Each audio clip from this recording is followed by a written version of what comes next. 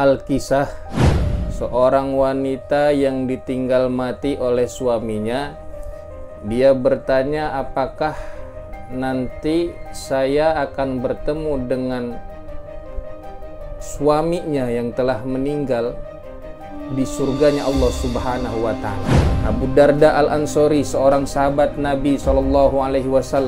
Wahai suamiku, berdoalah kepada Allah Subhanahu wa Ta'ala agar Allah menjadikan aku istrimu kelak di surga. Jadi kalau ada janda sampai 7 kali, suami yang pertama orangnya setengah baik, yang kedua baik banget. Kalau memang itu istrinya mati duluan pada tiga-tiganya, bagi istri tersebut inilah suami yang terakhir.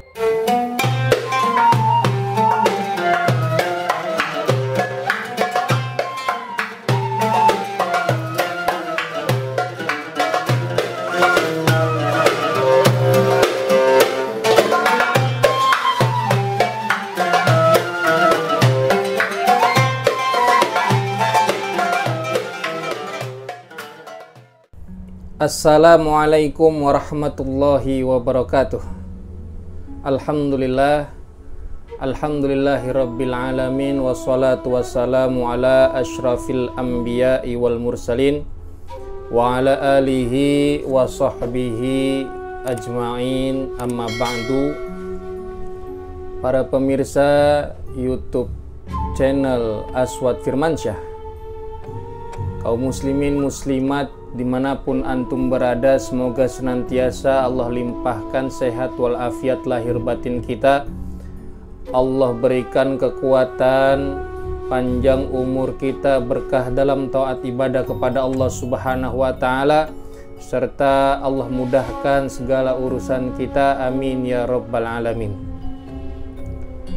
Al-Kisah,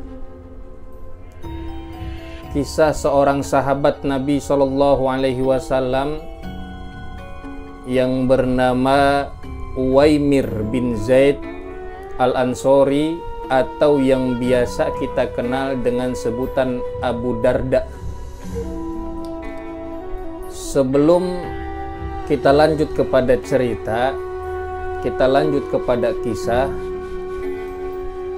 Ini kisah akan saya bahas insya Allah dikarenakan ada seseorang yang bertanya, seorang wanita yang ditinggal mati oleh suaminya. Dia bertanya, apakah nanti saya akan bertemu dengan suaminya yang telah meninggal di surganya Allah Subhanahu wa Ta'ala. Sedikit kita akan bahas tentang kisah Abu Darda. Abu Darda Al-Ansori, seorang sahabat Nabi SAW. Di masa tuanya, Abu Darda ini hidup bersama dengan istrinya yang bernama Khairah, atau yang biasa dikenal dengan sebutan Ummu Darda Al-Kubro. Beliau juga seorang sahabat Nabi SAW, seorang wanita yang memiliki kemuliaan serta kecerdasan. Singkat cerita, istri dari Abu Darda ini, yaitu Ummu Darda, mengatakan kepada suaminya, Ud'ullaha an yaj'alani zaujataka fil jannah. Ud'ullaha an yaj'alani zaujataka fil jannah. Wahai suamiku, berdoalah kepada Allah Subhanahu wa Ta'ala agar Allah menjadikan aku istrimu kelak di surganya. Abu Darda mendengar perkataan istrinya tersebut. Beliau mengatakan, wahai istriku, fala tatazawwaji ba'di, maka janganlah engkau menikah setelah aku meninggal. Janganlah engkau, wahai istriku, menikah lagi setelah aku meninggal dunia. Itu kata Abu Darda, pesan yang disampaikan kepada istrinya. Akan tetapi 2 tahun setelah itu ternyata yang meninggal adalah istrinya, yaitu Khairah binti Abu Hadrat, atau yang kita kenal Ummu Darda Al-Kubra, yang kemudian akhirnya Abu Darda menikah lagi dengan seorang wanita yang memiliki kecerdasan, kemuliaan, namun dia berasal dari golongan tabi'in, yaitu yang bernama Hujaimah binti Huyai, atau dikenal dengan Ummu Darda As-Sughra. Ingat tadi Abu Darda mengatakan fala tatazawwaji ba'di. Syaratnya yaitu janganlah engkau menikah lagi setelah aku meninggal, kata Abu Darda. Syaratnya cuma satu yang dikasih oleh Abu Darda kepada istrinya. Lebih berat lagi diriwayatkan tentang Nabi Musa alaihi salatu wassalam dengan istrinya yang bernama Safurah binti Nabiullah Su'aib alaihi salam. Nabi Musa memberikan syarat kepada istrinya agar kelak istrinya tersebut hidup bersama kembali di surganya Allah Subhanahu wa taala, yaitu syarat yang pertama, fala tatazawwaji ba'di. Janganlah engkau menikah lagi setelah aku meninggal, kata Nabi Musa. Yang kedua, wala tad'i thawban hatta turakihi. Dan janganlah engkau, istriku, mengenakan pakaian kecuali pakaian tersebut engkau yang membuatnya, engkau yang menjahitnya. Jadi nggak boleh beli pakaian, nggak boleh menerima pakaian yang diberikan dari orang lain. Itu syarat yang kedua. Jadi harus pakai pakaian khusus yang memang dibuat, dijahit oleh dirinya sendiri. Yang ketiga, syarat yang diberikan oleh Nabi Musa kepada istrinya yaitu wala tadakhiri ta'aman li syahrin. Dan janganlah engkau, istriku, menyimpan makanan lebih dari 1 bulan. Jangan engkau menyimpan atau menyetok bahan makanan lebih untuk 1 bulan. Jadi kalau misalkan nyari makanan khusus buat sebulan, nggak boleh lebih dari sebulan. Nyari makanan misalkan 2 minggu udah cukup, ini waktu makanan ini udah cukup waktunya untuk dihabiskan dalam sebulan, udah nggak boleh nyari lagi. Itu syarat yang ketiga dari Nabi Musa. Ada riwayat lain yang menambahkan syarat dari Nabi Musa alaihissalatu wassalam kepada istrinya, yaitu syarat yang keempat, wala ta'kuli illa bima rosaha jabinuki.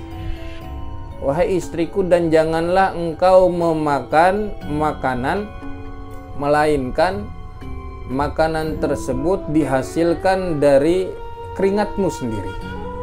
Jadi nggak boleh makan makanan yang itu dibagi dari orang lain. Harus makanan-makanan yang memang itu hasil dari keringatnya sendiri. Itu syarat yang diberikan Nabi Musa, yaitu berupa 4 syarat kepada istrinya yang bernama Safurah binti Nabiullah Su'aib alaihissalam. Kalau memang ingin di surga nanti hidup bersama kembali pasangan suami dan istri. Kalau Abu Darda mah tadi cuma 1. Ya, syaratnya ketika istrinya yaitu Khairah binti Abu Hadrat mengatakan, wahai suamiku, ud'ullaha an yaj'alani zaujataka fil jannah. Wahai suamiku, berdoalah kepada Allah Subhanahu wa taala agar Allah jadikan aku istrimu kelak di surga. Kata Abu Darda cuma 1, fala tatazawwaji ba'di. Janganlah engkau menikah setelah aku meninggal dunia. Malah istrinya duluan yang meninggal. Yang akhirnya Abu Darda menikah lagi. Itu semuanya berdasarkan dari riwayat Nabi Shallallahu Alaihi Wasallam. Di sini ada 2 riwayat dari Nabi Shallallahu Alaihi Wasallam. Riwayat yang pertama yaitu Nabi mengatakan bahwasanya seorang istri itu di akhirat kelak akan kumpul bersama dengan suaminya yang terakhir. Ya, kama qala Nabi, al mar'atu li akhiri azwajiha. Seorang wanita itu bagi suami terakhirnya. Jadi kalau ada janda sampai 7 kali meninggal, itu nanti di akhirat berkumpulnya dengan suami yang ketujuh. Ya. Jadi riwayat yang pertama, wanita tersebut, seorang istri akan berkumpul kembali di surga bersama dengan suaminya yang terakhir. Mau dia nikah lebih dari 7, nikah sampai 10 kali janda, dia akan kumpul bersama dengan suaminya yang ke-10. Adapun riwayat yang kedua, yaitu wanita boleh memilih pasangannya kelak di surganya Allah Subhanahu wa taala. Ya, misalkan perempuan tersebut tadi nikah sampai 10 kali janda, dia boleh milih dari ke-10 suaminya, dia pilih yang mana yang layak baginya untuk hidup bersamanya di surganya Allah Subhanahu wa taala. Ini ada hadis mengenai hadis Ummu Salamah radhiyallahu taala anha, ya Ummu Salamah innaha tukhayyaru fatakhtaru ahsanahum khuluqa.